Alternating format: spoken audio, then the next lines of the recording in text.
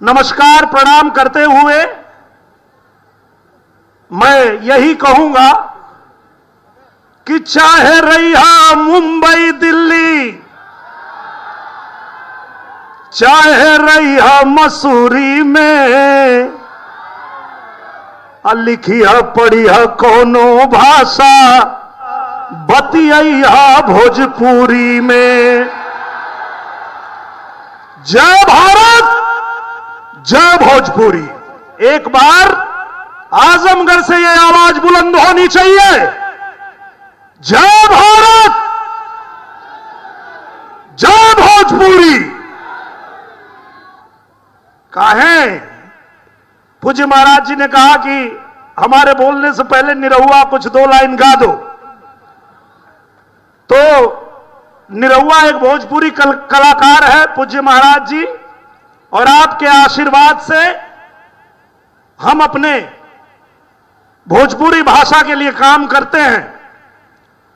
और जो लोग भोजपुरी भाषा बोलते हैं उनकी एक खासियत होती है कि भोजपुरिया जवान नहीं सहेला गुमान, बाई बतिया के गावे गावे हाला, निरहुआ रिक्शा वाला, निरहुआ रिक्शा वाला, निरहुआ रिक्शा वाला, निरहुआ रिक्शा वाला।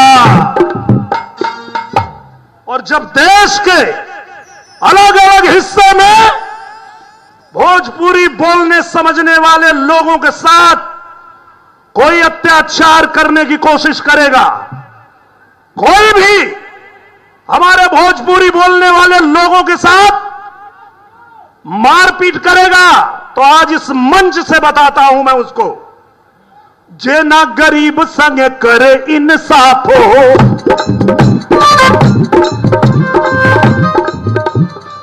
ए भैया रही ले हम करे खिलाफ हो। आपको पता है आजमगढ़ में मुझे चुनाव लड़ने की जरूरत क्यों पड़ी? क्योंकि यही परिवारवादी वाले लोग जो आजमगढ़ में आकर के और यहां नौटंकी करते हैं कि हम यहां पीडीए बना रहे हैं। पीडीए का फुल फॉर्म मालूम है आप लोगों को? पारिवारिक डकैत अलायंस। ये परिवारवादी लोग जो पूर्वांचल को हमेशा नेग्लेक्ट किए, पूर्वांचल के लिए कभी कुछ किया नहीं, आज पूज्य योगी आदित्यनाथ महाराज जी के शासनकाल में पूरा उत्तर प्रदेश तो उत्तम प्रदेश बन ही रहा है। मेरा उत्तर प्रदेश नंबर 1 राज्य तो बन ही रहा है, साथ में मेरा आजमगढ़ भी चमक रहा है, मेरा पूर्वांचल भी चमक रहा है। पूर्वांचल एक्सप्रेसवे से आजमगढ़ को जोड़ के आज पूज्य महाराज जी ने पूर्वांचल का भाग्य बदल दिया है। हर क्षेत्र में, शिक्षा के क्षेत्र में देख लीजिए, चाहे आप कनेक्टिविटी देख लीजिए, और अब तो पूज्य महाराज जी ने उत्तर प्रदेश को रोजगार का हब भी बना दिया है। अब किसी को जरूरत नहीं है अपना घर परिवार छोड़ के कहीं और जाने की। हमारे उत्तर प्रदेश में पूज्य महाराज जी ने उद्योग धंधे लगाने शुरू कर दिए। आपके बाल बच्चों के भविष्य के लिए उत्तर प्रदेश को उत्तम प्रदेश बनाया है पूज्य महाराज जी ने। तो धन्यवाद तो बनता है। आप सब जोरदार ताली से पूज्य महाराज जी का धन्यवाद दीजिए कि ऐसे पूज्य महाराज जी ने उत्तर प्रदेश को ऐसा बना दिया है कि कहीं भी जाता हूं बड़े गर्व से कहता हूं कि देवता भी आते जहां साधु के भेष में, देवता भी आते। यही उत्तर प्रदेश है, यही आजमगढ़ की धरती है। देवता भी आते जहां साधु के भेष में, आप भी पधारो कभी उत्तर प्रदेश में।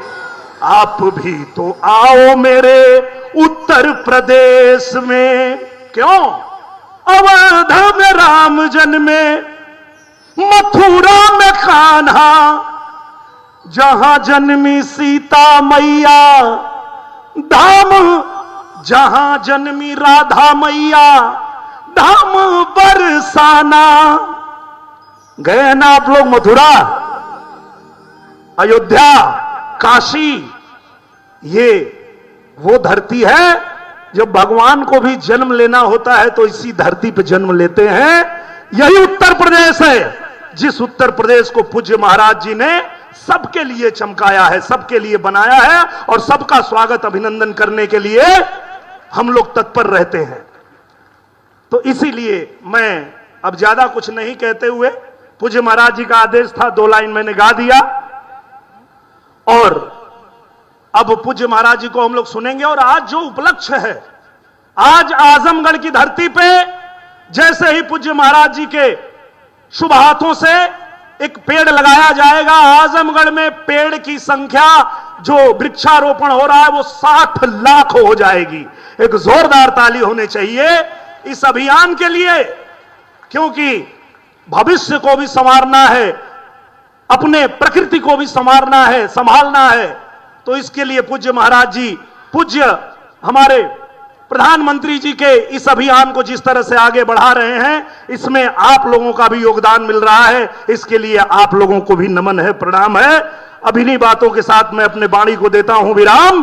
बोलिए मेरे साथ एक बार, जय जय श्री राम, जय जय श्री राम।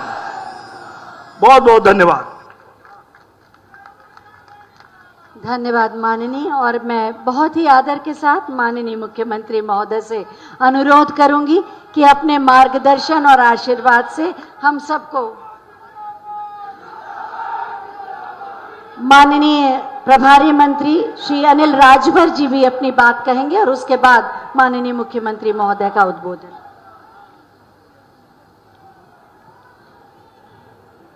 उत्तर प्रदेश की धरती पर 37 करोड़ से भी ज्यादा वृक्षारोपण कार्यक्रम के अवसर पर हम सब लोगों के बीच में उपस्थित उत्तर प्रदेश को सर्वोत्तम प्रदेश बनाने वाले, उत्तर प्रदेश में कानून का राज स्थापित करके कानून का डंका बजाने वाले, उत्तर प्रदेश में रहने वाले करोड़ों गरीबों, मजदूरों, बेसहारों, बेबस लाचार लोगों की आशा और उम्मीद, उत्तर प्रदेश के यशस्वी मुख्यमंत्री पूज्य महाराज जी का मैं मंच पर अभिनंदन करता हूं, मैं स्वागत करना चाहता हूं। मंच पर उपस्थित हमारे साथी मंत्री, जिनके विभाग वन विभाग ने इस अभियान को अपने हाथ में लिया है, ऐसे केपी मलिक साहब, मंच पर उपस्थित अन्य